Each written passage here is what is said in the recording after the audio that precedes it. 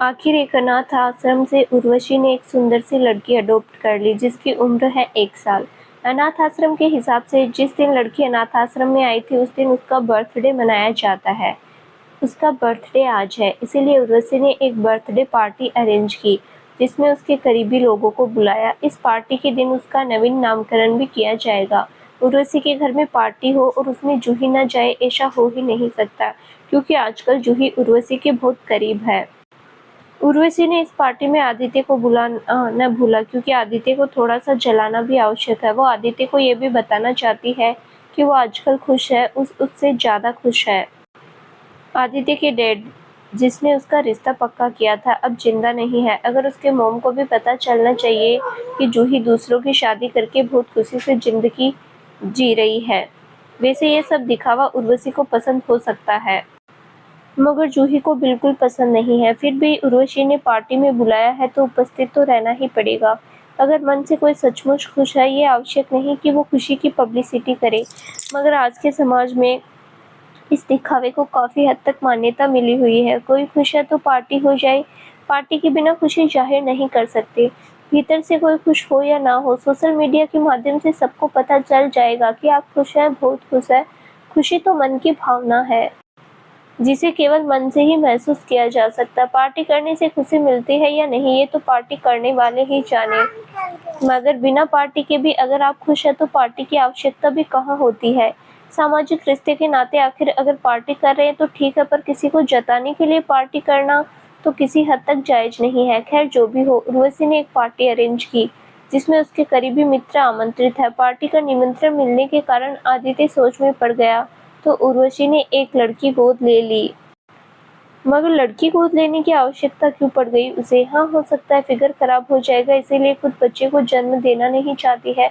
उसे तो अपनी फिगर से बहुत मोहब्बत है, किसी बच्चे से या इंसान से भी ज्यादा। मुझे जाना चाहिए कि नहीं? ये कोई बिजनेस पार्टी तो है नहीं कि जाना ही पड़ेगा। पार्टी में जाने से कुछ फायदा हो ना हो, जूही से अवश्य मिल सकते हैं, परंतु जूही मुझसे बात करेगी क्या? हाँ, इन दिनों तो मुझसे बात करने लगी है। उस दिन फोन पर भी तो बात की। बात करे ना करे, एक झलक उसकी प्यारी प्यारी चमकती हुई आंखों के देखकर मुझे तो सुकून मिल जाएगा। इसीलिए मुझे जाना है पार्टी में। उर्वशी ने कहा है निर्भय को भी साथ लेकर आना, मगर नहीं, निर्भय को लेकर नहीं जाएंगे। वहाँ सब बड़े बड़े लोग रहेंगे, बड़ी बड़ी बातें होगी, निर्भय के मन पर बुरा असर पड़ सकता है। वैसे भी निर्भय जैसे ही सुनेगा कि उर्वशी ने पार्टी के लिए इनवाइट किया तो सुनकर ही मना कर देगा। इधर जूही सोच रही है पार्टी में न जाने कौन कौन आएगा। उर्वशी ने बुलाया तो जाना तो पड़ेगा ही, हो सकता है आदित्य भी आए। उसने कहा था आदित्य को भी इनवाइट कर देगी। आदित्य के मन में तो इन दोनों मुझे मनाने का बहुत सवार है। वो ये सोचकर आएगा कि इसी बहाने जूही से मिलेंगे, बातें होगी, परंतु मुझे उससे कोई बात नहीं करनी है। अभी से मैं इतना कुछ क्यों सोच रही हूँ? जो भी होगा देखा जाएगा। इस तरह डरने से काम नहीं चलेगा। जीवन में न जाने कैसी कैसी घड़ी आए, सामना तो करना ही पड़ेगा। अकेले जीने का बीड़ा उठाया तो मुसीबत से क्या घबराना।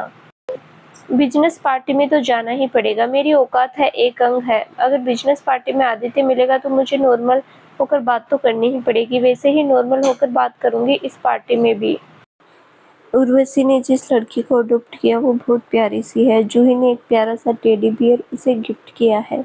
थोड़ी देर के लिए गोद में लिया तो वो रोने लगी। उसका रोना सुनकर उर्वशी दौड़कर आई और उसे गोद में लेते हुए चुप कराने लगी। ऐसा लग ही नहीं रहा था कि उस लड़की को उसने जन्म नहीं दिया, कुछ ही दिन पहले ही तो गोद लिया है। इसी बीच माँ बेटी में इतना लगाव हो गया, देखकर आंखों को सुकून मिलता है। ये दृश्य देखकर जूही बहुत खुश हो गई।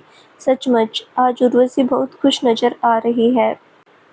जूही आकर एक टेबल पर बैठ गई। सब ने अपना अपना टेबल चूज कर लिया और बैठ गए। थोड़ी देर में आदित्य आया और इधर उधर नजर दौड़ाई तो देखा जूही अकेली एक टेबल पर बैठी हुई है। अंधी को क्या चाहिए, एक लाठी। और आदित्य को बहुत अच्छा मौका मिल गया जूही से बात करने का। वो जाकर जूही के टेबल के पास खड़ा हो गया और एक मुस्कान बिखेर कर कहा, क्या मैं यहाँ बैठ सकता हूँ जूही? आदित्य को देखकर जूही को अच्छा नहीं लगा, मगर इतने लोगों के सामने कुछ कहेगी तो सीन क्रिएट होगा, सोचकर उसने मुस्कुराहट बिखेर दी और कहा, ऑफकोर्स जगह खाली है तो बैठ सकते हैं। जूही का जवाब सुनकर आदित्य तो बहुत खुश हो गया और बैठते हुए कहा, I am lucky, thank you very much. थोड़ी देर तो दोनों ही खामोश रहे। जूही तो वैसे भी बात करने के मूड में नहीं थी, इसीलिए चुप थी, मगर आदित्य को तो बात करनी है। वो बहुत देर तक खामोश नहीं बैठ सका और धीरे से कहा, बहुत बहुत थैंक्स जूही। थैंक्स किस बात के लिए? मेरे बेटे की बात मानने के लिए, उसे अच्छी अच्छी बातें सिखाने के लिए। आजकल वो बहुत खुश रहता है, उसकी खुशी देखता हूँ तो तुम्हारे मन से बहुत सी दुआएं निकल पड़ती हैं। मुझे नहीं चाहिए तुम्हारी दुआएं, मैंने मांगी है क्या जो मुझे दुआएं दे रहे हो? मुझे पता है तुम अभिमान से ये बात कह रही हो, परंतु दुआएं तो पूछकर नहीं दी जाती, मन से अपने आप निकल पड़ती है। अब ये सब बातें कहने का क्या मतलब है? आदित्य निर्भय बच्चा है, मासूम है, उसके लिए मुझे कुछ करने का मन हुआ, इसीलिए मैंने किया, दुआएं लेने के लिए नहीं। आदित्य कुछ कहता इससे पहले ही उर्वशी की धमाकेदार आवाज गूंजी, मेरे सभी फ्रेंड्स, जरा आप लोगों का ध्यान चाहूंगी। अब मैं अपनी बेटी का नाम अनाउंस करने जा रही हूँ। हमने और राघवेंद्र ने मिलकर उसका नाम तय किया है, उर्मी। फिर हंसते हुए उर्वशी ने कहा, बहुत सुंदर नाम है ना? आप लोगों को पसंद नहीं आया? सभी दोस्तों के साथ एक आवाज गूंजी, बहुत प्यारा नाम है, उर्वशी की बेटी उर्मी। वाह वाह, बहुत खूबसूरत। थैंक यू दोस्तों, थैंक यू वेरी मच। आप लोग डिनर के लिए आगे बढ़िए और डिनर करिए। रात बहुत हो गई थी, इसीलिए उर्वशी से कहकर जूही ने विदाई ली। अपनी कार में बैठकर कार स्टार्ट करने लगी तो कार स्टार्ट नहीं हो रही थी। बहुत देर तक कोशिश करती रही, मगर कार स्टार्ट नहीं हुई। तो वो परेशान होकर बाहर निकली तो देखा सामने आदित्य खड़ा होकर मुस्कुरा रहा है। आदित्य को मुस्कुराते हुए देखकर जूही झल्ला पड़ी। एक तो मेरी कार स्टार्ट नहीं हो रही, ऊपर से तुम हंस रहे हो। जरा सी भी शर्म है कि नहीं, बेशर्म कहीं के। आदित्य ने कभी सोचा ही नहीं था कि जूही इस तरह उस पर चिल्ला पड़ेगी। आदित्य को गुस्सा आने की बजाय बहुत अच्छा लगा। ऐसा लगा जैसे पुरानी जूही को देख रहा है। बीता हुआ जमाना याद आ गया। अब जूही इस तरह उस पर चिल्लाया करती थी, फिर थोड़ी देर बाद मनाया करती थी। इस सुखद पल को दिल से महसूस करने लगा आदित्य। जूही को लगा वो जरूरत से ज्यादा बोल गई। अपनी गलती समझ में आते ही उसने फिर से धीरे से कहा, गुस्सा मत करना आदित्य, गलती से कह गई। असल में कार स्टार्ट नहीं हो रही है, इसीलिए पहले से ही परेशान थी। ऊपर से तुम खड़े होकर मुस्कुरा रहे हो। नहीं, मैं गुस्सा नहीं हूँ, मैं तो बहुत खुश हूँ अपनी पुरानी जूही को देखकर। अपनी पुरानी जूही से क्या मतलब है तुम्हारा? जूही अब तुम्हारी नहीं है। बार बार पुरानी बात मत दोहराओ। पुरानी बात दोहराने से फिर से मैं तुम्हें जिंदगी में नहीं आ जाऊंगी, समझे तुम? गुस्से से जूही ने आदित्य को देखा तो आदित्य फिर भी मंद मंद मुस्कुरा रहा था। जैसे ही जूही की नजर आदित्य पर पड़ी तो उसका दिल धक धक करने लगा। उसे वही पुराना आदित्य सामने खड़ा नजर आया, जो कभी भी उसकी बातों को बुरा नहीं मानता था, हंसकर उड़ा देता था और कहता था, तुम्हें मुझसे प्यार है, बहुत प्यार, तभी तो गुस्सा करना भी जायज है।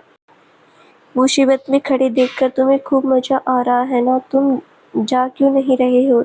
यहाँ पर खड़े क्यों हो? दांत पीसते हुए जूही ने कहा, तुम्हें मुसीबत में छोड़कर मैं कैसे चला जाऊं? तुम्हारे मुंह से इतनी बड़ी बात शोभा नहीं देती। इतने ही बड़े दिल के हो तो कैसे चले गए थे मुझे छोड़कर? भूल गए थे क्या वो दिन? एक बार जो गलती की उसकी सजा अभी तक भुगत रहा हूँ, दोबारा कैसे गलती कर सकता हूँ?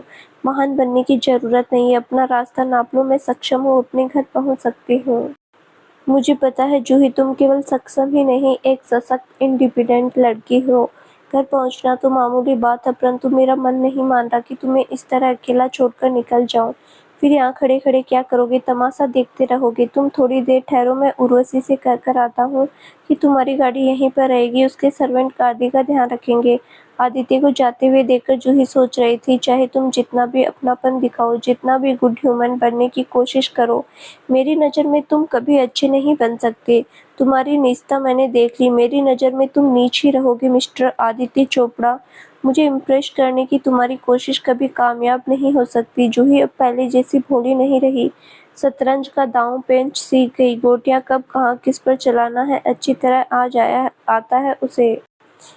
तुम जैसे अमीरजादे भोली भाली लड़कियों को फंसाकर जिंदगी तबाह कर देते हैं, उसका जीता जागता उदाहरण मैं हूँ। जूही अपनी सोच की दुनिया में विचरण कर रही थी कि आदित्य की आवाज़ कानों में पड़ी। उर्वशी ने, मैं बताकर आया हूँ। उसने अपने ड्राइवर को बता दिया, वो गाड़ी गैरेज में रख देगा। फिर मैं घर कैसे जाऊंगी? ठीक है, मैं कोई टैक्सी बुक कर लेती हूँ। तुमने इतना किया, थैंक्स। अब तुम जा सकते हो। अब इतनी रात को कोई भी गैरेज खुला नहीं होगा, गाड़ी कैसे ठीक हो सकती है? टैक्सी बुक करने की ज़रूरत नहीं, इतनी रात को टैक्सी मिलने में भी देर हो सकती है। चलो, तुम्हें मैं तुम्हारे घर छोड़कर आता हूँ। नो नेवर, मुझे तुम्हारी हेल्प की कोई आवश्यकता नहीं, मैं कभी नहीं जाऊँगी तुम्हारे साथ। जूही के चेहरे पर नाखुशी स्पष्ट झलक रही थी। आदित्य जूही की जिद को देखकर मन ही मन सोचने लगा, जैसी थी वैसी है, बिल्कुल भी नहीं बदली। जितनी जिद्दी पहले थी अभी भी है। आज तो इसकी जिद पर मुझे प्यार आ रहा है। फिर कैसे जाओगी तुम? उर्वशी भी अपनी बेटी के साथ बिजी है।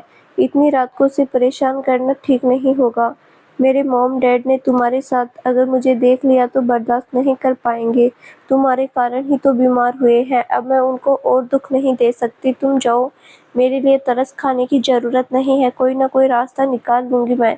तुम्हारी हेल्प के बिना भी मैं जा सकती हूँ। जीकर दिखा दिया। अब मुझे इरिटेट मत करो, मैं ज़्यादा देर तक तुम्हें बर्दाश्त नहीं कर सकती। मुझे पता है जूही, तुम मुझसे बहुत नफरत करती हो, परंतु मैं तो तुमसे नफरत नहीं करता। जिद मत करो जूही। मॉम डैड कैसे देखेंगे? गेट पर छोड़कर ही मैं आ जाऊंगा।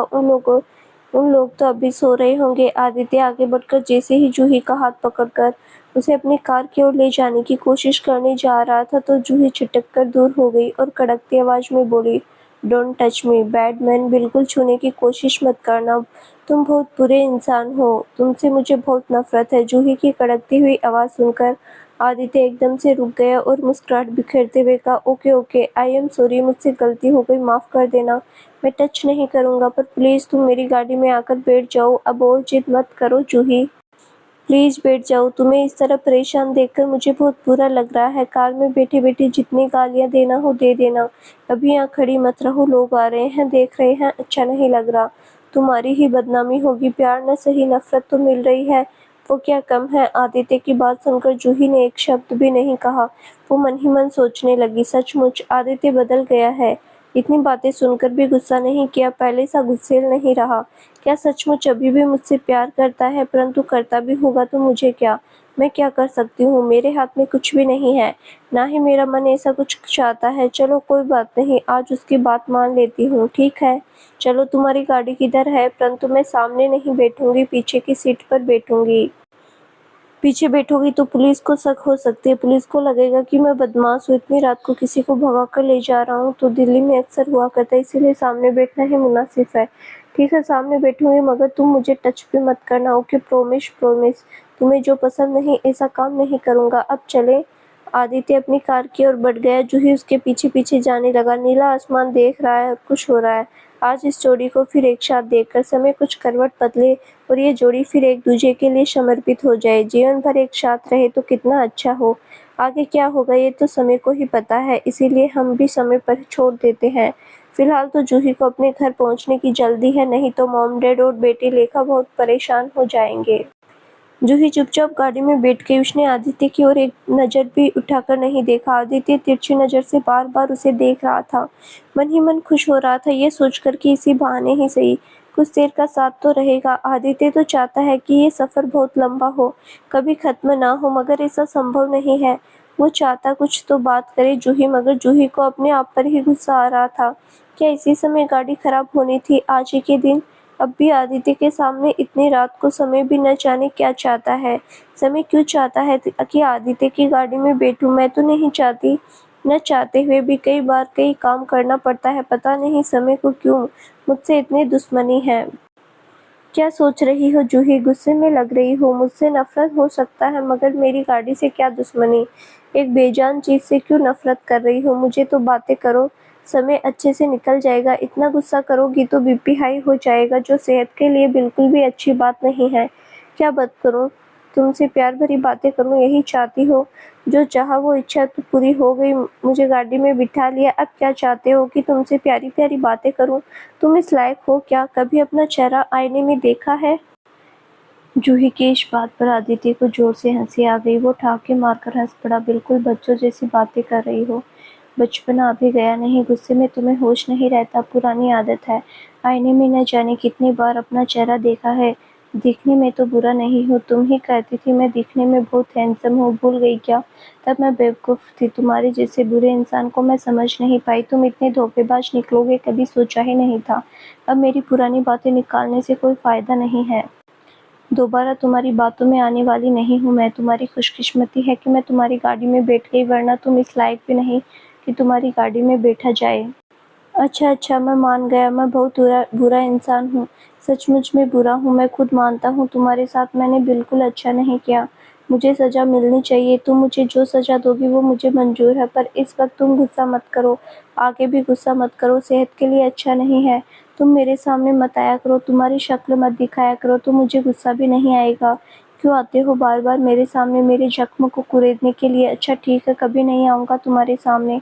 गलती से भी कभी नहीं दिख भी जाओगी तो इग्नोर करके निकल जाऊँगा, परंतु तुम दिख जाओगी तो तुम्हें इग्नोर करके निकल जाऊँ, ऐसा मैं नहीं कर सकता, मुझसे होता ही नहीं तो मैं क्या करूँ? फिर भी कोशिश करूँगा, बस तुम नाराज़ मत हो, गुस्सा मत करो।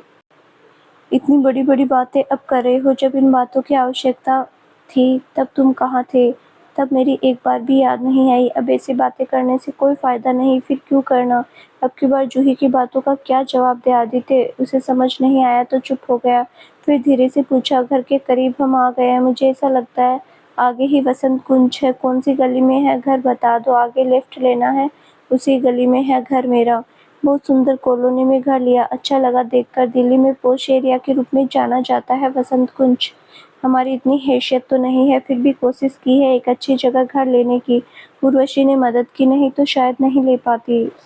उर्वशी की इसी बात के लिए तो मैं उसके सामने नतमस्तक हूँ। थैंक्स मिस्टर चोपड़ा, मुझे इतनी मदद करने के लिए। जूही की बात सुनकर आदित्य ने धीरे से कहा, मेरा एक नाम भी है, नाम लेकर बोलती तो बहुत अच्छा लगता, वैसे मुझे थैंक्स की आवश्यकता नहीं, थैंक्स पाने के लिए मैंने ऐसा कुछ नहीं किया। Good night, hope see you again. बिना गुड नाइट किए, बिना कुछ बोले जूही तेज कदमों से अपने घर की ओर चली गई। आदित्य कार में बैठकर उसे जाते हुए देखता रहा, सोचता रहा, जूही बिल्कुल भी कुछ भी एक्सेप्ट करने के लिए तैयार नहीं है, ऐसे में क्या जीवन भर मैं अकेला ही रह जाऊंगा? क्या करने से जूही मानेगी यही समझ में नहीं आ रहा, परंतु मैं हार कर नहीं बैठूंगा, अपनी कोशिश जारी रखूंगी, कभी ना कभी तो उसका मन पिघलेगा। फिर गाड़ी की स्पीड बढ़ाकर आदित्य जैसे ही निकला तो जूही ने पलट कर देखा, गाड़ी आगे निकल गई। धीरे धीरे जूही ने घर के अंदर प्रवेश किया, क्योंकि इस वक्त उसके मॉम डैड सो रहे होंगे, उनको डिस्टर्ब करना ठीक नहीं लगा जूही को। धीरे धीरे वो अपने कमरे की ओर बढ़ी तो देखा अभी तक रेखा जग रही है और व्हाट्सएप पर किसी से बात कर रही है। उधर से किसी लड़की की आवाज़ आ रही है। जूही अपने आप से कहने लगी, लेखा अभी तक जग रही है? रात के 12 बज गए मगर सोई नहीं, व्हाट्सएप पर बात कर रही है, कौन है जिससे बात कर रही है? ऐसी क्या जरूरी बात है जो इतनी रात जगकर कर रही है जबकि मॉम डैड सो गए? दबे कदमों से जूही जाकर लेखा के पीछे खड़ी हो गई। लेखा को पता नहीं चला, वो बातें करने में मशगूल थी। लेखा अपने फ्रेंड से बोल रही थी, देखो ना आज मॉम किसी पार्टी में गई है और आने में देर हो रही है, तभी तो मुझे मौका मिल गया बात करने का, वरना नाना नानी सामने रहते फिर मॉम भी ऑफिस से आ जाती है, तभी तो मैं तुमसे खुलकर बातें नहीं कर पाती। आज मौका मिला तो आज कर रही हूँ, इसमें गुस्सा होने वाली क्या बात है? गुस्सा करोगे तो हमारी दोस्ती कैसे टिकेगी? अच्छा गुस्सा नहीं करता, परंतु जब भी समय मिले मुझसे बात जरूर करना। तुम बात नहीं करती तो अच्छा नहीं लगता, संडे के अलावा तो तुमसे मुलाकात भी नहीं होती। अच्छा अब मॉम आने वाली है, अब मैं रखती हूँ, नहीं तो मॉम को पता चल जाएगा कि मैं तुमसे बात करती हूँ। अच्छा ठीक है, फिर संडे को मिलते हैं, good night, love you. Good night, love you too. WhatsApp बंद करके जैसे ही लेखा उठकर खड़ी हुई और पीछे मुड़ी तो देखा मॉम खड़ी है। मॉम को देखकर भय से उसकी आंखें बड़ी हो गई। अचानक उसके मॉम से निकल पड़ा, मॉम आप आ गई? कब आई? अभी थोड़ी देर पहले ही आकर तुम्हारे पीछे खड़ी हो गई, तुम्हें पता नहीं चला कि मॉम आई है? तुम तो अपनी बातों में बहुत मशगूल थी। क्या जरूरी बातें हो रही थी इतनी रात को? तुम सोई क्यों नहीं? नाना नानी तो सो गए, इतनी रात को ऐसी क्या जरूरी बात कर रही थी? एक साथ इतने सारे सवाल सुनकर लेखा सकपका गई। एक तो मॉम ने चोरी पकड़ ली, ऊपर से इतने सारे सवाल। तुतलाते तुतलाते उसने जवाब दिया, मॉम सूर्यान से बात कर रही थी, मैथ के कुछ प्रश्नों का जवाब चाहिए था। मैथ के प्रश्नों का जवाब चाहिए था तो तुम संडे को कर लेती बातें, आज फ्राइडे है। परसों ही तो क्लास जाना है हमें, फिर इतनी रात को क्यों बात कर रही थी? मैंने तो सुना तुम दोस्ती को लेकर बात कर रही थी। मैं बहुत देर से पीछे खड़ी थी। इतनी दोस्ती हो गई क्या सूर्यांश से? मैंने तुम्हें समझाया था ना, तुम्हारी अभी दोस्ती करने का समय नहीं हुआ। जब तुम कॉलेज जाओगी तब दोस्ती कर लेना। अगर मैथ्स के सवाल के बारे में प्रश्न करना है तो मोम से छुपकर बात करने की क्या आवश्यकता पड़ गई? मेरी बातों का जवाब दो। लेखा चुप रहने से काम नहीं चलेगा। जूही की आंखों में गुस्सा साफ नजर आ रहा था। मम्मा, सूर्यंश बहुत अच्छा लगता है, बहुत अच्छा लड़का है, मुझसे दोस्ती करना चाहता है, इसीलिए मैंने उससे दोस्ती कर ली। दोस्ती ठीक है, परंतु तुम्हारी बातों से लग रहा है दोस्ती से भी आगे बढ़ रहे हो तुम दोनों। दोस्ती का अर्थ मालूम है? जूही की आवाज़ ऊंची हो गई। नहीं मम्मा, केवल दोस्ती ही है। दोस्ती में आई लव यू ये सब भी बोला जाता है। छुपकर बातें की जाती है क्या? दोस्ती में तो बिंदास बातें होती है। कॉल किसने लगाया था? मैंने। सिर नीचे झुकाकर लेखा ने जवाब दिया। तो गलती भी तुम्हारी है, सूर्यांश की कोई गलती नहीं है। तुमने कॉल नहीं किया होता तो बात भी नहीं होती। सूर्यांश को संडे को आने के लिए मना कर दूं क्या? तुम यही चाहती हो? नहीं मम्मा, ऐसा मत करो, उसको बहुत बुरा लगेगा। आगे से आपसे छुपकर कोई बात नहीं करूंगी, प्रॉमिस। लेखा रोने लगी। रोने से कोई फायदा नहीं। तुमने प्रॉमिस किया तो अपना प्रॉमिस निभाना। हो सके तो मम्मा की बातें सुनने की कोशिश करना। उससे जो भी बातें करनी है मेरे सामने किया करो, मुझसे छुपकर नहीं। अभी तुम बहुत छोटी हो लेखा। चलो अब फ्रेश होकर सो जाओ, कल सुबह बात करेंगे। मुझे भी बहुत थकान हो रही है, मैं भी सोना चाहती हूँ। सुबह उठकर भी लेखा गुमसुम सी थी। अपनी मोम से आंखें नहीं मिला पा रही थी क्योंकि उसकी चोरी पकड़ी गई थी। उसके मन का चोर कह रहा था मम्मा ने तो रात को डांटा ही है, नाना नानी को पता चलेगा तो नानी भी डांटेगी, नाना भी डांटेंगे। क्या हुआ लेखा, इतनी गुमसुम होकर क्यों बैठी हो? नाश्ता भी ठीक से नहीं कर रही हो? प्रतिभा ने टोका। डैड के सामने कुछ बोल ना दे इसीलिए जूही ने बात संभाली। कुछ नहीं हुआ मॉम, मैं देर से आई थी ना, इसीलिए मुझसे नाराज है। मुंह फुलाकर बैठी है, इसमें नाराज होने वाली क्या बात है? मॉम को तो कहीं कहीं जाना ही पड़ता है। हम दोनों तो तुम्हारे साथ हमेशा रहते हैं। तुम अब बड़ी हो गई हो, तुम्हें समझना चाहिए। मॉम बेचारी कितनी भागती रहती इधर उधर, तुम नहीं समझोगी तो कौन समझेगा? चलो खा लो। तुम तो आज स्कूल नहीं जाओगी, परंतु मम्मा तो ऑफिस जाएगी ना। प्रतिभा ने लेखा को समझाया भी और थोड़ा नाराज भी हुई। अभी बातचीत चल ही रही थी कि मुकेश ने जूही से पूछा, रात को आने में कोई परेशानी तो नहीं हुई जूही बेटा? नहीं डैड, परंतु आप क्यों पूछ रहे हैं? नहीं कुछ नहीं, वो तुम्हारी कार नहीं दिख रही है गैरेज में, इसीलिए पूछा। कार खराब तो नहीं हो गई? आपको कैसे पता कार गैरेज में नहीं है? सुबह जब मैं मॉर्निंग वॉक के लिए गया था तब देखा, जिस जगह तुम्हारी कार खड़ी रहती है वो जगह खाली है। डैड की बात सुनकर थोड़ी देर के लिए जूही को डर ने झकझोर दिया। कहीं रात को डैड ने मुझे आदित्य के साथ तो देख तो नहीं लिया?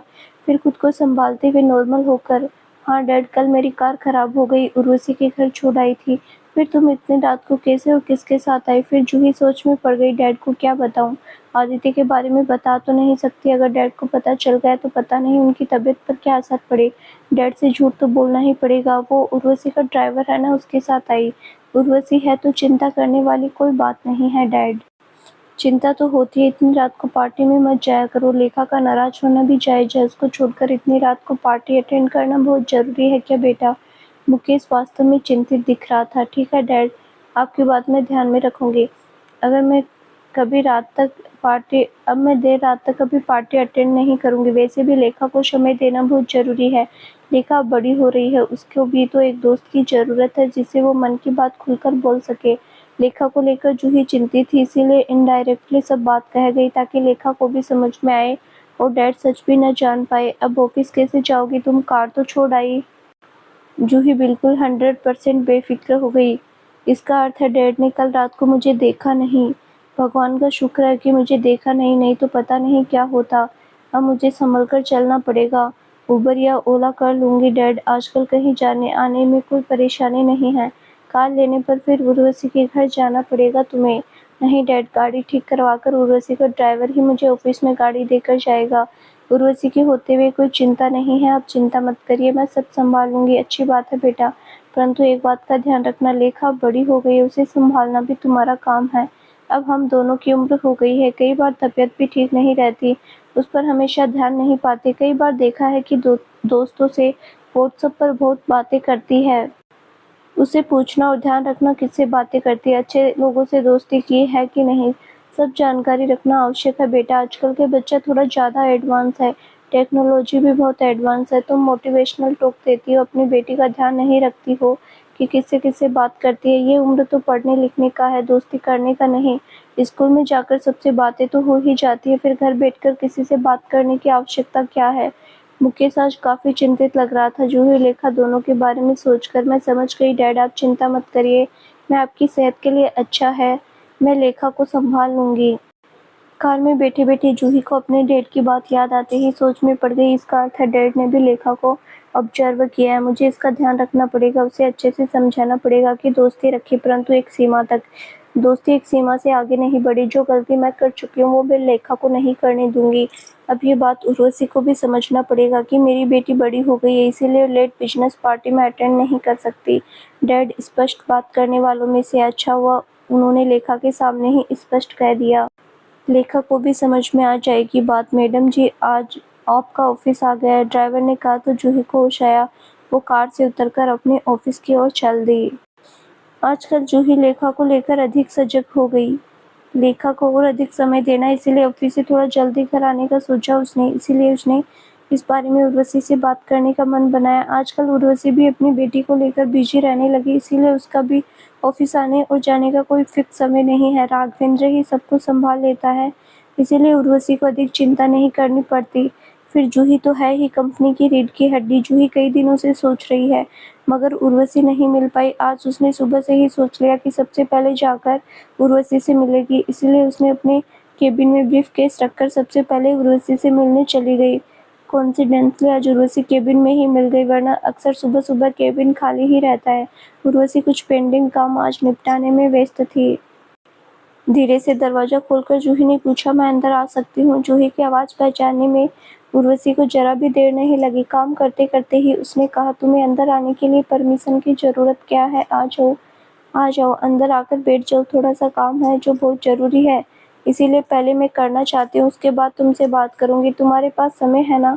थोड़ा सा समय दे सकती हो ना मुझे? हाँ हाँ, आज तो मैं समय लेकर आई हूँ, तुमसे बातें करके ही जाऊँगी। बहुत ज़रूरी बात है। Good, very good. फिर थोड़ा सा इंतज़ार करो, काम हो जाए तो दोनों मिलकर एक एक कप कॉफ़ी पीते पीते बात करेंगे। श्योर, पहले तुम काम कर लो, मैं बैठी हूँ। माखन, 2 कप कॉफ़ी ले आना। काम करते करते उर्वशी ने सर्वेंट को आवाज़ लगाई। यस मैडम, अभी लेकर आता हूँ। दोनों की कॉफ़ी आ गई। कॉफ़ी चुस्के लगाते लगाते उर्वशी ने कहा, ना I am ready to here.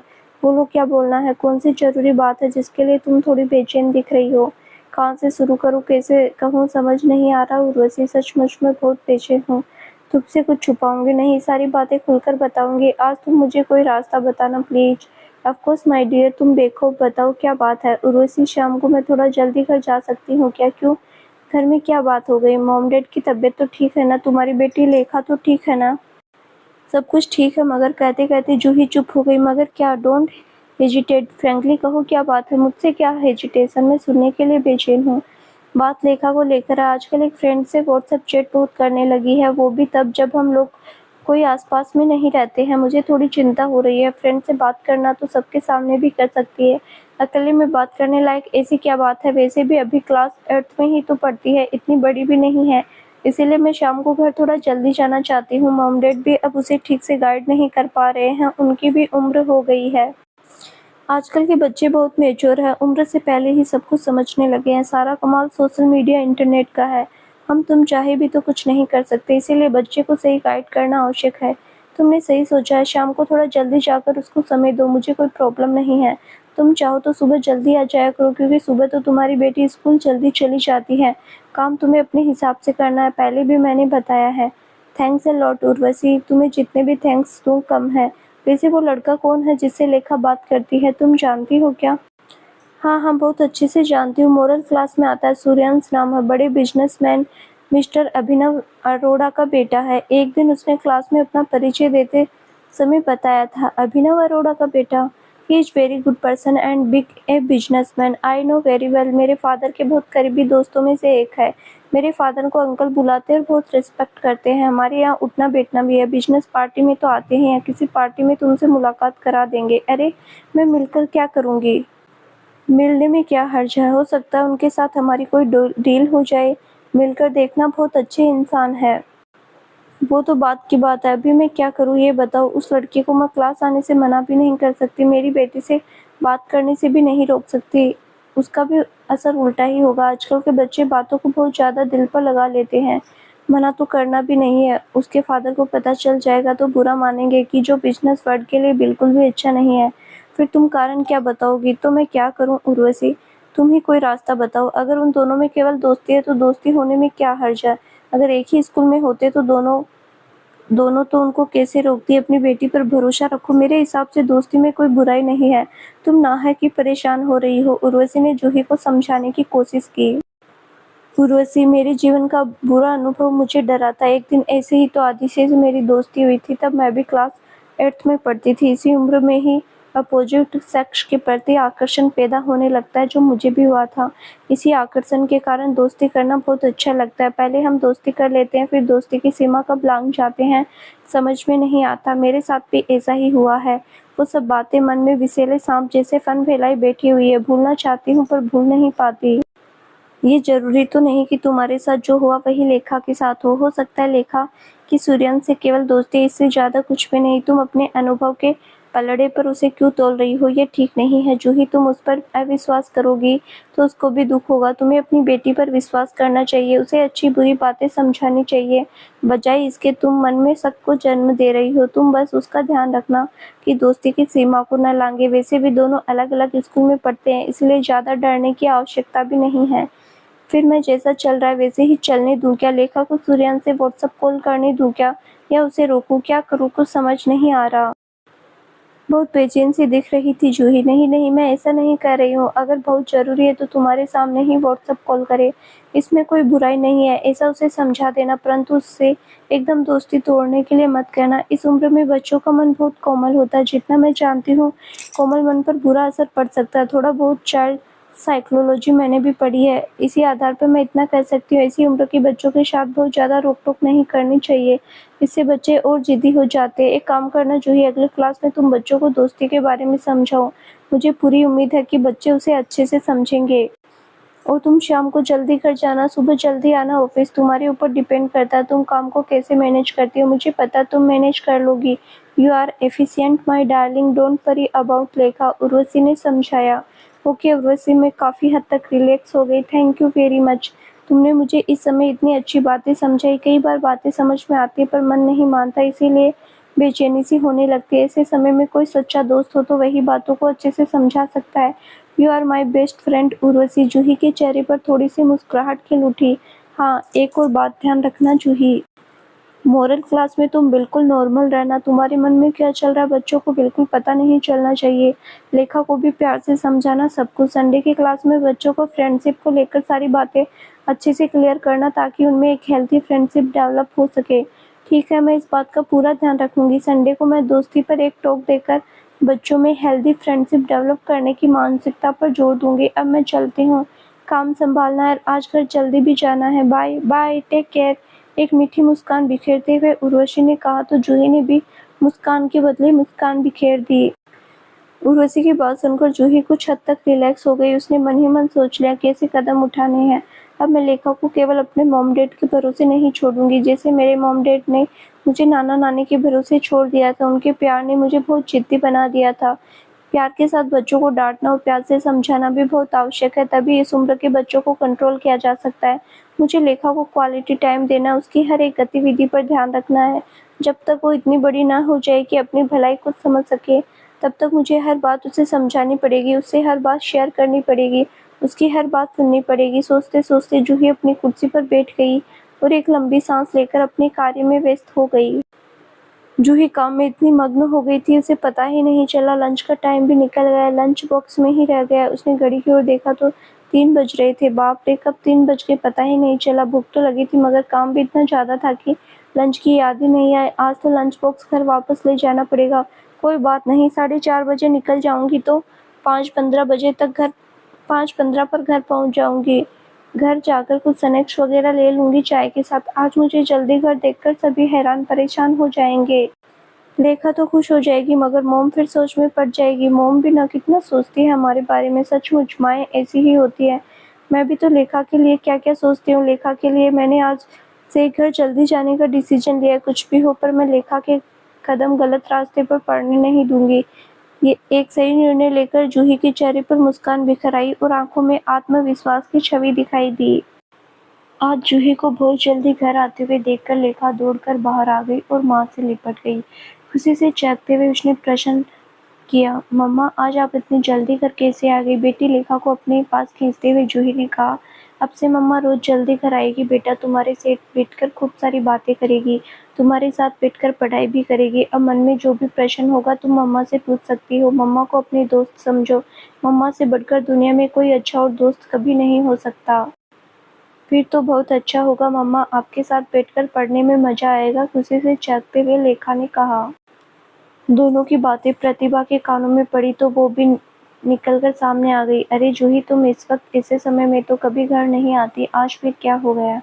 कुछ नहीं मोम, आपको हमेशा चिंता करती हूँ, अब से मैं रोज इसी समय आया करूँगी अपनी परी को समय देने के लिए। उर्वशी ने मुझे परमिशन दे दी। हाँ, परंतु सुबह मैं जल्दी जाऊँगी ऑफिस, ताकि काम में कोई कमी न रह जाए, किसी को शिकायत न हो। उर्वशी को भी कोई शिकायत नहीं होनी चाहिए। उसने मुझे परमिशन दी है तो उसका सम्मान तो मुझे करना ही पड़ेगा। ठीक कहा ना मैंने मॉम? बिल्कुल सही कहा बेटा, उर्वशी बड़े दिल की है, तभी तुम्हें परमिशन दी उसने। इस बात को तो हमें ध्यान में रखना पड़ेगा। रोज जल्दी आ जाओगी तो लेखा को पढ़ाई में हेल्प हो जाएगी। आजकल हम लोग इतना ध्यान नहीं दे पाते हैं, तुम्हारे पापा की तबीयत ठीक नहीं रहती, इसीलिए उनको भी समय देना पड़ता है। कब मेडिसिन लेना है, कब क्या खाना है, सब बातों का ध्यान रखना पड़ता है। उनको तो अपनी मेडिसिन के बारे में ज़्यादा ध्यान रहता नहीं है। जब भी मेडिसिन खाना हो तो मुझे आवाज़ लगाते हैं, पता नहीं किस बात को लेकर चिंता करते रहते हैं। कोई बात नहीं मॉम, अब तो मैं रोज आ जाया करूँगी, लेखा का ध्यान मैं रखूँगी। वैसे भी अब वो बड़ी हो गई है, खुद अपना ध्यान रख सकती है। बाकी रही पढ़ाई की बात तो मैं उसमें हेल्प करूँगी। आप भी बिल्कुल चिंता छोड़ दो, अधिक चिंता करना सेहत के लिए अच्छा नहीं होता। अरे जूही बेटा, तुम आज इतनी जल्दी कैसे आ गई? कोई परेशानी तो नहीं है? देखते ही मुकेश ने सवाल दाग दिया। डैड, आप हमेशा चिंता क्यों करते हैं? ये जरूरी तो नहीं, हमेशा कोई ना कोई परेशानी ही होती है, तभी मैं घर जल्दी आती हूँ। छोड़ दीजिए चिंता करना, अपनी जूही पर थोड़ा भरोसा करके देखिए। वैसे अब मैं रोज जल्दी ही आ जाया करूँगी लेखा के लिए। उर्वशी से बात की तो उसने मुझे परमिशन दी है। ये तो तुमने बहुत अच्छा किया बेटा, लेखा अब बड़ी हो गई है, बड़ी क्लास में आ गई, पढ़ाई में मदद चाहिए, तुम आ जाओगी तो उसको हेल्प मिल जाएगी। कई बार कई प्रश्न होते हैं जिसका आंसर हम नहीं दे पाते, क्योंकि तबीयत ही ऐसी है। आपकी तबीयत को कुछ नहीं हुआ डैड, आप चिंता करना छोड़ दीजिए। चिंता ही आपकी बीमारी है, परंतु आपको चिंता करना छोड़ेंगे नहीं। डॉक्टर ने भी यही कहा, अगर आप चिंता करना छोड़ दें तो बिल्कुल ठीक हो जाएंगे, जूही ने कहा। परंतु उसकी बातों में झुंझलाहट भी थी। जूही बेटा, तुम चाय पियोगी या कॉफ़ी? चाय का समय हुआ है। जूही की झुंझलाहट प्रतिभा भाप गई, इसलिए उसने बात बदलने के लिए चाय के बारे में पूछा। हाँ मॉम, थकान सी हो रही है, चाय पियेंगी तो रिलैक्स हो जाएंगे। चाय के साथ साथ गर्मा गर्म पकौड़े खाने का मन हो रहा है।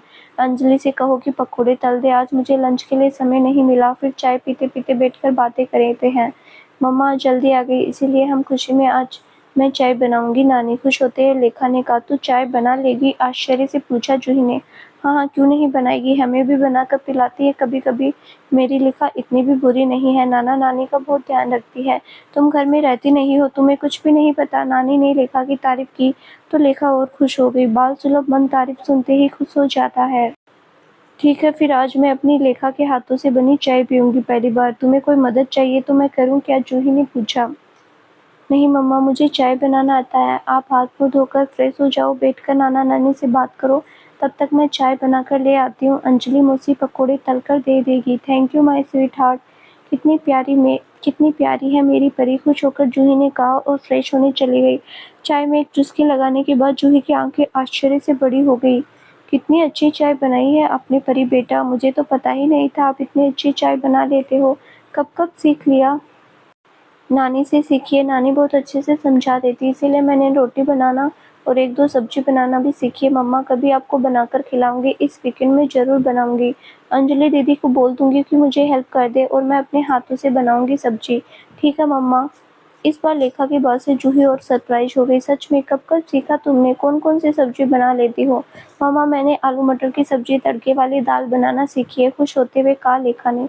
मेरी परी ने इतना सब कुछ सीख लिया, इतने सारे गुण है उसमें, और मैंने बेकार ही उस दिन डांट दिया परी को। आई एम सॉरी बेटा, मुझे आपको डांटना नहीं चाहिए था। जूही थोड़ी दुखी हो गई। मैंने माइंड नहीं किया मम्मा, उस दिन मेरी भी गलती थी, आपसे छुपकर मुझे सूर्यान से बात नहीं करनी चाहिए थी। अगर सच्ची दोस्ती है तो उसमें छुपाने वाली कोई बात नहीं होनी चाहिए। आपने सही कहा था, कभी भी दोस्ती की सीमा नहीं लाँघनी चाहिए। अब मैं आपको कभी दुखी नहीं होने दूँगी, आपकी हर बात मानूँगी। आई एम आल्सो सॉरी मम्मा। जूही कर अपनी बेटी के पास आ गई, उसे अपनी बाहों में भरते हुए उसके माथे पर एक स्नेह चिन्ह अंकित कर दिया और कहा, हमेशा खुश रहना बेटा, ऐसे ही बनाए रखना अपने आप को। सूर्यान से दोस्ती रखो मगर हेल्दी वे में। सच्ची दोस्ती की भी एक मर्यादा होती है, मर्यादा कभी नहीं लांघनी चाहिए। अगर कोई केवल तुम्हारा दोस्त है तो सबके सामने बात करने में या विचार आदान प्रदान करने में कोई झिझक नहीं होनी चाहिए। अगर कोई अपने दोस्त से छुपकर बातें करने की इच्छुक हो तो समझ जाना चाहिए वो दोस्ती की सीमा लांघ रहा है। दोस्ती की आड़ में उसके मन में कोई गलत भावना पल रही है। ऐसे दोस्तों से दूरी बनाए रखना ही समझदारी है। दोस्ती एक बहुत बड़ा शब्द है। इस शब्द का मान रखने के लिए दोस्त के प्रति ईमानदार रहना बहुत जरूरी है। जिस दिन दोस्त के प्रति तुम्हारे मन में कोई भावना पलने लगे तो समझ जाना दोस्ती की सीमा टूट रही है। ऐसे में खुद पर नियंत्रण रखना बहुत आवश्यक है। जिस तरह अपनी सहेली से तुम्हारे मन में अकेले में बात करने की इच्छा नहीं होती, ठीक उसी तरह एक सच्चा लड़का दोस्त भी होता है। अगर दोस्ती सच्ची है तो तुम सबके सामने खुलकर बात करना चाहोगी। तुम किसी लड़के दोस्त से अकेले में बात करना चाहोगी तो समझ लेना तुम्हारी दोस्ती में कोई और भावना पलने लगी है। दोस्ती की सीमा रेखा टूट चुकी है। इसीलिए उस दिन मैंने तुम्हें सूर्यान से अकेले बात करने से टोका था। सूर्यान अभी छोटा है, इसीलिए दोस्ती का अर्थ नहीं समझ रहा। इसीलिए मैं अगली क्लास में तुम सबको दोस्ती पर एक डिटेल में टोक देना चाहती हूँ ताकि सबको दोस्ती का अर्थ समझ में आए। आई एम सॉरी मम्मा, मुझे समझ नहीं आई दोस्ती का अर्थ होता क्या है। आगे से मैं ऐसी गलती नहीं करूँगी। अच्छा, आप सबको दोस्ती का अर्थ समझाने वाली हो, सूर्यांश भी समझ जाएगा। जूही दीदी, पकोड़े ठंडे हो रहे हैं, गर्मा गर्म खा लीजिए और बताइए कैसे बने हैं। तारीफ सुनने के लिए अंजलि बेसब्री से इंतजार कर रही थी। हाँ हाँ, अभी खाकर बताती हूँ। वैसे तुम अच्छा ही बनाती हो, अच्छी कुक हो अंजलि। थैंक यू दीदी। तारीफ सुनकर अंजलि खुश हो गई। आज मम्मा के साथ लेखा पढ़ने बैठी तो उसको बहुत मजा आ रहा है। जूही को भी लेखा को इतनी खुश देखकर बहुत अच्छा लग रहा है। सच में क्वालिटी टाइम स्पेंड कर रही है अपनी बेटी के साथ। माँ और बेटी को इस तरह साथ देखकर आज प्रतिभा और मुकेश भी बहुत खुश है। दोनों खुद को हल्का महसूस कर रहे हैं, वरना रोज तो दोनों को उसे बहुत समय देना पड़ता था। कई बार ये पॉसिबल नहीं हो पाता था। मम्मा, आप केवल मुझे मैथ्स और साइंस पढ़ाओ, बाकी सब्जेक्ट मैं खुद ही पढ़ लूँगी। ठीक है, तुम पहले साइंस की बुक निकालो, तुम्हें क्या पढ़ना है और कहाँ पर डाउट है पूछो मुझसे, मैं वही टॉपिक तुम्हें समझा दूंगी। सब कुछ तो मैं पढ़ा नहीं सकती, तुम्हें पढ़ाकर थोड़ी देर मॉम डैड से भी बातें करनी है, फिर तुम अपना होमवर्क करते रहना। जूही ने समझाते हुए कहा। ठीक है मम्मा। लेखा ने साइंस की किताब निकाली और बता दिया क्या क्या पढ़ना है। हाँ बताओ, तुम्हारे मन में कौन सा प्रश्न है, जूही ने पूछा। मम्मा, एक प्रश्न है, आसमान में जो बिजली कड़कती है वो बिजली घर की बिजली से अलग होती है क्या, या एक जैसी होती है, क्योंकि उसे भी तो बिजली कहाँ से जाता है। बिल्कुल इंटेलेक्चुअल क्वेश्चन है। मैंने भी साइंस 10 तक पढ़ा, उसके बाद तो कॉमर्स सब्जेक्ट था मेरा, परंतु इतना तो पता है। आज तुम्हारे मन को मैं संतुष्ट कर पाऊंगी। घर की बिजली और बादलों के बीच में चमकने वाली बिजली दोनों एक होती है। ये बात सिद्ध किया था साइंटिस्ट बेंजामिन फ्रैंकलिन ने। तुमने सुना है बेंजामिन फ्रैंकलिन का नाम? नहीं मम्मा, आज ही सुना है। आपके मुंह से ये भी पता चल गया कि आसमान की बिजली और घर की बिजली एक होती है। थैंक यू मम्मा, कल स्कूल में जाकर मैं अपने फ्रेंड्स को भी बताऊंगी। बड़ा मजा आएगा। बहुत खुश हो गई लेखा। और कोई क्वेश्चन करना है क्या लेखा? नहीं मम्मा, अभी मुझे फिजिक्स में नहीं, ज्योमेट्री के कुछ क्वेश्चंस है जो सॉल्व करते नहीं बन रहे हैं, उन क्वेश्चंस को समझा दो। ठीक है, बुक निकालो, कौन से क्वेश्चंस है बताओ। लेखा बुक निकालकर मम्मा से क्वेश्चन पूछने ही वाली थी कि जूही की मोबाइल की घंटी बज उठी। अभी किसका फ़ोन आया है? कहीं उर्वशी का फ़ोन तो नहीं है? थोड़ी देर रुको, मैं फ़ोन अटेंड कर लेती हूँ। मम्मा एक बात, आज मैं थोड़ी देर सूर्यन से बात कर लूँ आपके सामने ही, उसी से क्वेश्चन भी पूछ लूँगी। अभी माँ बेटी में बातचीत चल ही रही थी कि मोबाइल बज उठा। मोबाइल उठाया तो जूही ने देखा आदित्य का फ़ोन है। इस वक्त आदित्य ने फ़ोन क्यों किया? घर में तो कभी फ़ोन नहीं करता, अब लेखा के सामने कैसे बात कर सकती हूँ? मुझे बाहर जाना पड़ेगा बात करने के लिए। लेखा बेटा, तुम सूर्यन से थोड़ी देर बात कर लो, उससे क्वेश्चंस पूछ लो, मेरे लिए एक ज़रूरी कॉल है, मैं बात कर लेती हूँ बाहर जाकर, ताकि तुम्हें डिस्टर्ब ना हो। ठीक है बेटा? ठीक है mama. Thank you mama. Hello, इस वक्त फ़ोन क्यों किया आदित्य? वो भी मेरे घर में, ऐसी क्या इमरजेंसी हो गई? तुम इस वक्त घर में हो क्या? मैंने सोचा ऑफिस में हो। रोज़ तो ऑफिस में ही रहती हो, आज घर पे कैसे? छुट्टी ले ली क्या? इतने सवाल क्यों कर रहे हो? मैं घर में हूँ, बस इतना बता दो। फ़ोन क्यों किया? बहुत अर्जेंसी है इसीलिए फ़ोन किया। रात को ऐसी क्या इमरजेंसी आ गई, मुझे फ़ोन करना पड़ा। तुम इतने बड़े बिज़नेसमैन हो, मुझ जैसे एक अदना इंसान को फ़ोन कर रहे हो, ये बात कुछ हज़म नहीं होती। दुनिया में तो पैसा फेंको सब कुछ मिल जाता है, तुम भी फेंको पैसे, आसमान का चाँद भी मिल जाएगा। आसमान के चाँद के सामने मेरी क्या बिसात है। इस वक्त बताने का वक्त नहीं है, इसीलिए नहीं बता रहा, वरना अच्छी तरह एक्सप्लेन कर देता आसमान के चाँद में और तुम में क्या फ़र्क है। इस वक्त मैं एक मजबूर डैड हूँ बस, और कुछ नहीं। ऐसी क्या मजबूरी आ गई। 2 दिन से नींद पे हॉस्पिटल में है, बहुत तेज़ बुखार है, बेहोशी की हालत में, कभी होश आता है तो बस यही कहता है मुझे जूही आंटी से मिलना है, फिर बेहोश हो जाता है। अब बताओ मैं क्या करूँ, कौन सा बुखार है जो बेहोश हो जा रहा है। 2 दिन से तो डॉक्टर डायग्नोज नहीं कर पाए, आज ही बताया ब्रेन फीवर है। ब्रेन फीवर की बात सुनकर जूही एकदम डर गई, अपनी आवाज़ को पोलाइट करने का फिर तो बहुत चिंता की बात, अभी कंट्रोल में है ना सब कुछ। सुनकर बड़ी चिंता हो रही है। हाँ, अब सब कुछ कंट्रोल में, परंतु अभी भी बुखार है, और बुखार की हालत में बहुत तुम्हें याद कर रहा है। मजबूरी नहीं होती तो तुम्हें फ़ोन करके डिस्टर्ब नहीं करता। अच्छा, कौन सा हॉस्पिटल है। एम्स में भर्ती, एम्स में अच्छे डॉक्टर हैं जिनको मैं जानता हूँ, इसीलिए वहीं हॉस्पिटल मुझे सबसे सही लगा, और मेरे घर के नज़दीक भी है, मेरे घर से तो दूर है। मुझे ड्राइव करके जाना पड़ेगा और घर में कुछ बहाना बनाना पड़ेगा। रात को ड्राइव करके कहीं जाती हूँ तो मॉम डैड बहुत चिंता करते, कई सवाल पूछेंगे, पर मैं निर्भय से मिला बिना भी नहीं रह सकती। तुम एक काम करो, कोई ओला बुक करके मेरे घर के सामने आकर रुको, मैं वहीं से तुम्हें पिकअप कर लूँगा। इतना तो कर सकती हो ना। जूही कुछ देर चुप रहकर सोचने लगी। कोई जवाब नहीं दिया तो आदित्य ने फिर पूछा, क्या हुआ, कुछ जवाब नहीं दिया। हाँ, इतना तो कर सकती हूँ, घर में ये बताऊँगी कि उर्वशी की तबीयत खराब है, उसे देखने जा रही हूँ, तो ही मॉम डैड परमिशन देंगे, अदरवाइज़ मुझे रात को निकलने नहीं देंगे। घर के अंदर आकर जूही ने सबसे पहले मॉम को उर्वशी की तबीयत खराब होने के बारे में बताया। सुनकर प्रतिभा ने कहा, इतनी रात को जाना ज़रूरी है क्या बेटा, कल सुबह चले जाना। तुम्हारे डैड सुनेंगे तो मना करेंगे, फिर भी जाओगे तो चिंता करेंगे। मॉम, अभी राघवेंद्र जी का फ़ोन आया था, उर्वशी ने मुझे बुलाया, उसकी हालत ठीक नहीं है, जाना बहुत ज़रूरी है। इतना डरती रहूँगी तो कुछ भी नहीं कर पाऊँगी। बात तो उर्वशी की, इसीलिए यहाँ पर कोई ढील नहीं दे सकती। कोई और होता तो सोच लेती। तुम लोग चिंता मत करो, मैं ओला बुक करके जाऊँगी और ओला बुक करके आऊँगी, खुद ड्राइव नहीं करूँगी। मेरे जाने के बाद तुम डैड को बता देना, समझा लेना, अभी कुछ मत बताओ। तुम लोग सब खाना खा लेना। तू बिना खाने ही चली जाएगी, पता नहीं फिर आने में कितनी देर हो जाए। अभी खाने का समय नहीं है मॉम, खाने जाऊँगी तो देर हो जाएगी। वैसे मैंने खूब सारे भजिए खा लिए थे, इसीलिए भूख भी नहीं है। मैं चाहती हूँ जल्दी जाऊँ, जल्दी वापस आ जाऊँ। ठीक है, मैं निकल रही हूँ। तुम लेखा को भी समझा देना, ठीक है बेटा। केयरफुली जाना और केयरफुली आना। हाँ, मैं केयरफुली जाऊँगी, तुम चिंता मत करना। जूही ने एक ओला बुक की और निकल पड़ी आदित्य के घर की ओर। कार में बैठे-बैठे उसका मन फिर सोच की गलियों में भटकने लगा। क्यों याद किया मुझे निर्भय ने? क्या बताना चाहता है? पता नहीं उस बच्चे के मन में क्या-क्या चल रहा है, मुझे पता है। मुझे बहुत पसंद करता है, परंतु इस वक्त क्यों मुझे याद कर रहा है? अभी तो उसके डैड और दादी भी उसके साथ है, फिर मुझे बुलाकर क्या बताना चाहता है? चलो, जब जा ही रही हूँ तो जाकर पता चल ही जाएगा। हे ईश्वर, इस बच्चे को जल्दी से स्वस्थ करना, बड़ा प्यारा बच्चा है, सब कुछ अच्छा-अच्छा हो, यही प्रार्थना है। तो दोस्तों, आगे क्या होगा जानने के लिए इस कहानी का अगला भाग ज़रूर देखें, जो बहुत जल्द ही इस चैनल पर प्रसारित किया जाएगा। धन्यवाद।